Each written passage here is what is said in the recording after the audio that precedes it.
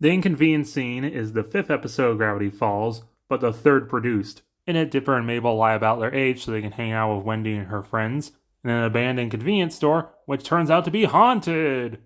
Shenanigans ensue.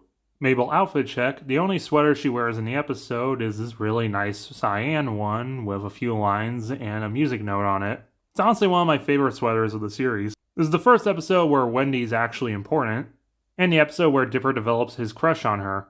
You can definitely tell why he likes her. She's genuinely cool and confident, and at the end of the episode she agrees to keep the lamb story a secret.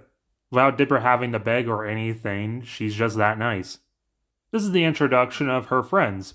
Lee and Nate, who are usually chuckling by themselves. Tambury, the scene girl. Thompson, the guy that everyone forces to do dumb things. And TJ Miller, for some reason they call Robbie. They'll all become reoccurring, but the only one that really matters is Robbie.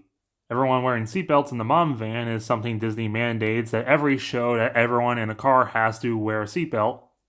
Even though in reality, the only ones that would be wearing seatbelts would probably be Thompson and the Mystery Twins. The car graffiti is something definitely teens do. One of them says, "You stink," which was a censor of "You suck." The black and white period piece Old Lady movie channel is probably a play on Turner Classic Movies. The convenience store is named Dusk to Dawn, which is a reference to an awesome vampire film. Mabel running in place on the ground going whoop whoop whoop whoop whoop is a reference to the Three Stooges where Curly did this, but also makes me think of the Simpsons movie. Mabel eats a bunch of expired Smile Dip. This is a reference to Fun Dip, which is basically just flavored sugar. Dipper finds a newspaper. Cheese-crusted pizza declared delicious. Given the date on the paper of 1995, this is a reference to how Pizza Hut didn't introduce stuffed crust pizza until 1995. Or something due to the date is probably referencing the collapse of Yugoslavia. And speaking of that date, this kind of accidentally places a date on the series. Despite the series being based around Alex and Ariel Hirsch's childhood, Alex on several occasions has said that Gravity Falls is meant to be kind of a timeless series.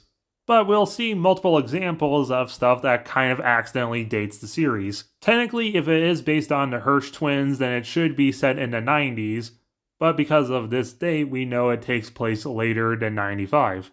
What do you think? Would you like to eat my candy paws? Of course, you little angel. Backwards message, let's reverse it.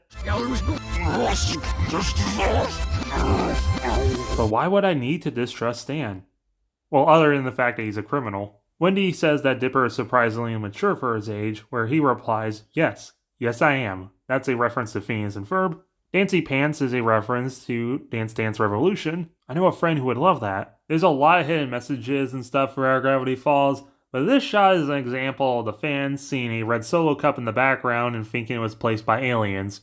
In the reflection, you can see that everyone is indeed flipped. Except Robbie looks kinda similar to how he normally does. So the fandom thought that there were two Robbies, and the clone Robbie for some reason would just be perfectly standing outside of the convenience store, perfectly like a reflection. In reality, the reason why Robbie looks similar in his reflection is because he's a two-dimensional character in the sense of character design-wise. Because if we actually do flip the scene, Wendy and Tambury look different because they have swooping bangs. So they do indeed look different depending on reflection. But Robbie, his bangs are different, so he does look the same on reflection. Back in Mabel's Lisa Frank style trip, Aoshima the Dolphin is one of the three ideas Alex Hirsch had while pitching to Disney. One of them was Gravity Falls, and the other one had a time-traveling dolphin named Aoshima. Aoshima is also an island in Japan full of cats. The ghost trapped Tambury in a TV, kind of like the movie Poltergeist. Thompson's trapped in DDR. Nate's turned into a hot dog. Lee's trapped in a cereal box, which is definitely giving off Fruit Loops vibes, but given that the bird says he's bonkers for eating you alive, this is a reference to Cuckoo for Cocoa Puffs. And on the back, the maze is impossible to actually get to the freedom sign. Mabel's possessed by the ghost, who has the voice of Kevin Michael Richardson, the same as Sheriff Blub. Possessed Mabel spins her head around and is possessed, similar to Reagan from The Exorcist. Winnie and Dipper aren't captured, but also Robbie wasn't captured, but he kind of just disappears for a hot minute, so he's probably hiding somewhere crying. Turns out the ghosts were the previous owners who both had heart attacks listening to 90s rap. Despite looking at them from the front window, their bodies were found behind the cash register. The silly lamb dance at the end that Dipper does is actually based on reality. Mike Rianda, a writer for Gravity Falls, who also made The Mitchells vs. the Machines, apparently when he was younger, his sister forced him into a lamb costume and made him dance. Our secret code is Onwards, Ashima! This is the shortest episode of Gravity Falls at only 20 minutes. Despite this is one of my favorite episodes of Season 1. It's a very relatable story of kids just wanting to hang out with cooler, very relatable teens just to have fun, which is very similar to 80s horror films. Wendy is a great character who definitely deserved more screen time. I like her and Dipper's interactions. I like how she kept Dipper's secret from everyone else. It's a really funny episode too. 10 out of 10.